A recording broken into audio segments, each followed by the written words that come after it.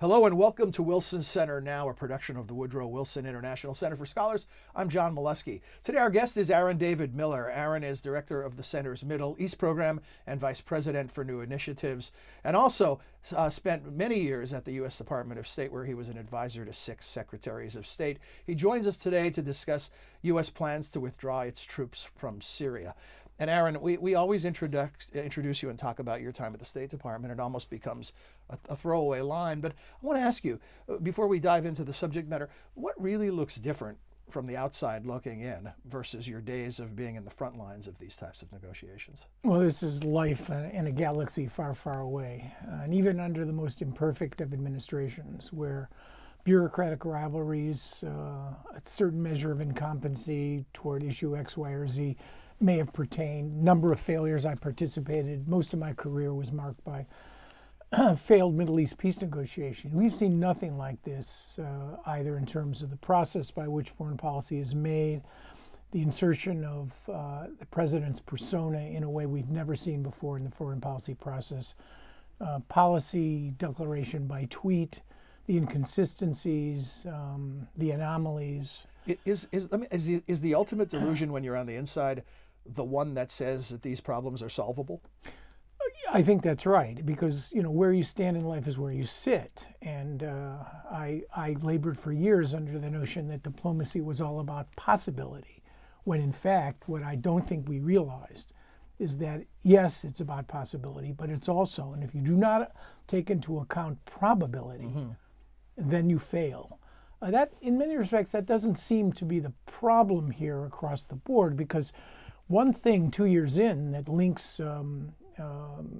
Mr. Trump and his predecessor, Mr. Obama, and clearly Mr. Trump is Mars and Mr. Obama is Venus, but on one very important issue, they bear a striking similarity, and that is their inherent risk aversion to getting America into new wars and the importance of getting them out of old ones. There they actually do, they are presidential birds of a feather. And in that case, their motivations hardly matter as far as the policies they pursue if they end up in the same place. Speaking of tweets, you mentioned policy by tweet. Let's rewind to the initial late December announcement via Twitter from President Trump that it was time to withdraw the troops because ISIS had been defeated. Right. How did that look to you then and now? Well, it was made, I think, impulsively. Some would argue recklessly, in the wake of a president's phone conversation the preceding several days with President Erdogan of Turkey, in which during the call the President Erdogan said, well, ISIS has been defeated. Why are you still in Syria? And apparently the President asked National Security Advisor Bolton, who was on the call, what's the answer? Bolton didn't come up with one then. And Trump said, you're right, we're going to withdraw. And Erdogan apparently was shocked and stunned, and frankly didn't welcome the idea if it was done haphazardly or quickly, apparently. So then they regrouped, made an announcement, and now they're obviously not reconsidering withdrawal, but clearly the structured pace and nature of the withdrawal and the period of time over which it would take place. You wrote a piece for NPR, leaving Syria is far less risky than staying, and in it you say the decision to leave Syria is the right one, and the withdrawal should proceed in a safe, orderly, and coordinated fashion. Why is it the right decision? Because I don't think with 2,200 or 22,000 American boots on the ground, we can achieve any of the goals that we have identified for ourselves. ISIS is not defeated, that's clear, and we cannot defeat it. I wish people would stop using this word as if we're going to defeat the Islamic State and the other transnational jihadi groups and the al-Qaeda derivatives by breaking their will to fight, by destroying their capacity for war making, their ideology. There'll be no surrender document. Their internet presence. This is not Germany and Japan in the wake of the Second World War, where the nations were crushed and the will to fight crushed as well. You know how many Americans were killed? We occupied Japan between 1945 and 1952. Do you know how many Americans were killed in hostile acts by the Japanese on the Japanese mainland during that 7-year period? No. None. None. Zero. All right. So you not only break the will to fight, but you help enable and create in the wake of fascism, both in Germany and Japan, whole new political constructs We can't do that in Syria. You want to defeat ISIS? You refashion Syria where the political, economic, and psychological grievances on which ISIS feeds are somehow reconciled, resolved, and ended. Otherwise, it's 18, 19 years, John, since the towers came down and the Pentagon was attacked. Do you mean to tell me that we have defeated transnational jihadis? No. They are alive and sadly well. So what did we achieve during our time in Syria? I mean, I think we defeated, and I think this word is relevant here, the territorial embodiment of a proto-terror state. Mm-hmm. We defeated and dismantled, deconstructed the Islamic Caliphate. And even though the terrorism experts today are poo-pooing the fact that territory is not essential for these organizations, at the time, in 2014, the rap by many terrorism specialists, I'm not one, was you must demonstrate that the idea of a territorial entity controlled by the Islamic State is not possible. You must deconstruct that. And we have.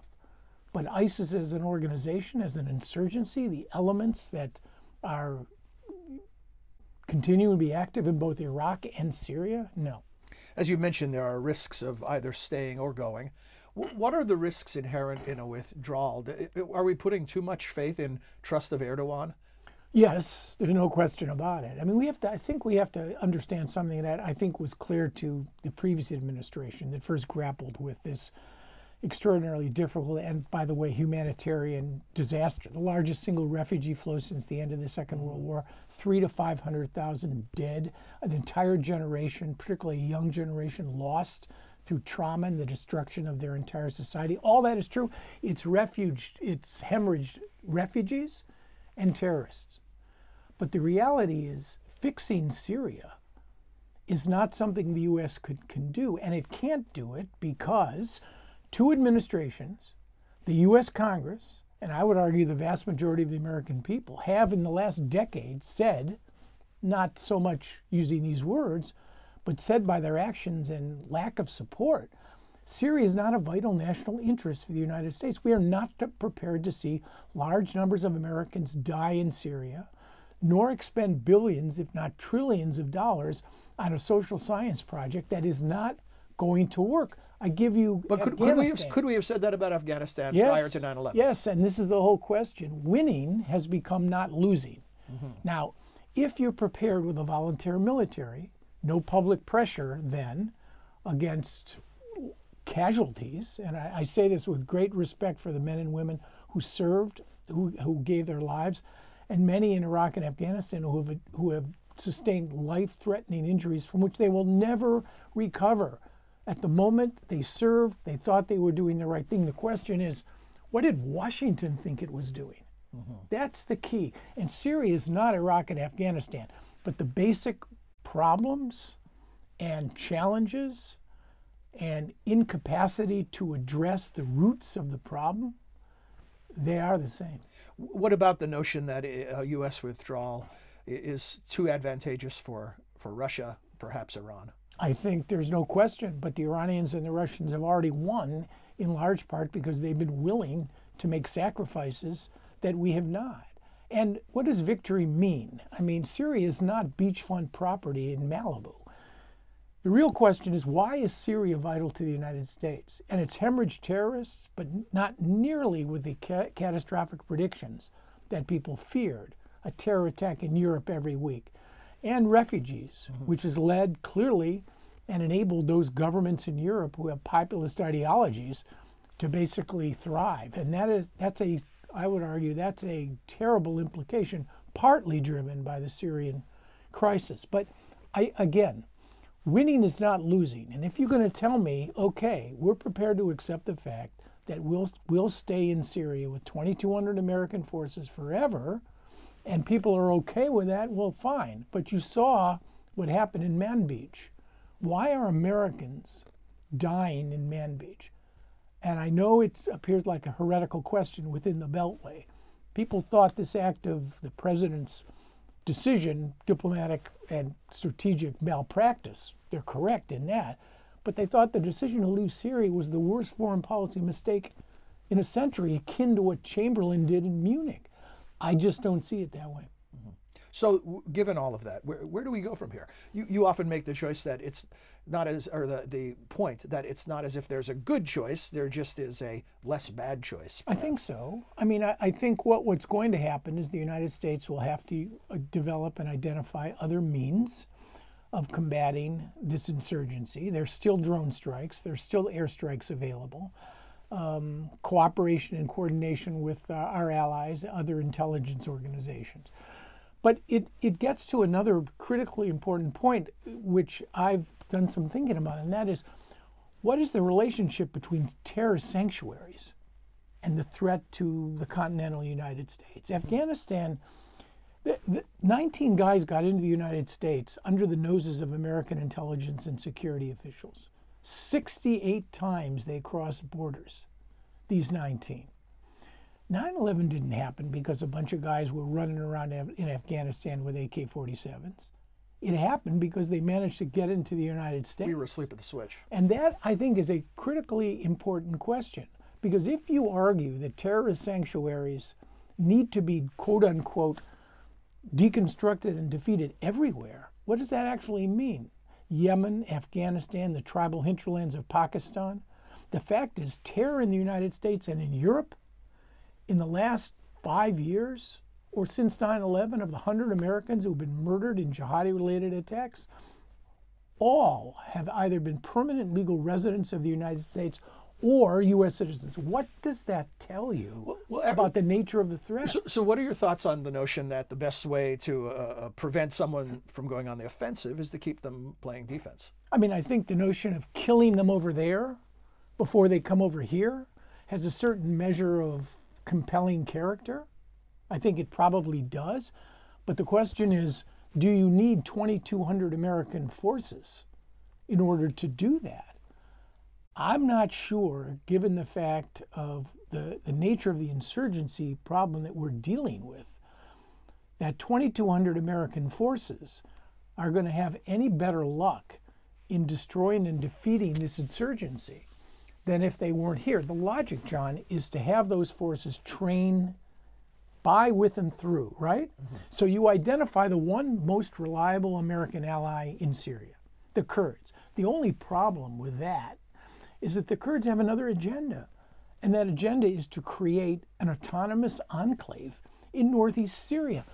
And that Kurdish alignment that we're involved with is directly linked to the YPG, the People's Protection Unit, which is the Syrian branch of the PKK, the People's Workers' Party, which is on our own list of terror suspects. So we're buying ourselves roughly a piece of territory roughly the size of the state of Indiana, either the responsibility for protecting the Kurds in perpetuity or a conflict with a major NATO ally. Well, I use the term ally with Turkey very loosely. The Kurds, warts and all, an ally. What about the notion that we do long-term damage to our global standing by essentially betraying an ally? Fascinating question. The real issue is whether or not country X, Y, or Z, who define their relationships with the United States by A, B, and C, look at what we're doing to the Kurds and say to themselves, you know, the Americans are going to cross me as a consequence of this. I no longer trust. Do the Japanese feel that way? The South Koreans? Even the Israelis, who have been very upset with the fact that we've withdrawn. Do they really believe that the way we treat the Kurds has a significant implication for the U.S.-Israeli relationship? The academic literature on this notion of American credibility swings the other way. Mm-hmm. Vietnam, John. We stayed in Vietnam. Why did Johnson stay in Vietnam? Credibility. America couldn't lose a war. What about the impact that the communism has bested the United States? Look at the price we paid for that. Well, that bridge has been crossed. Aaron, thank you. Fascinating as always. You're welcome, John. The ongoing tale. We'll be back. Always this is not a pleasure. the end of a discussion. Thanks For again. Sure.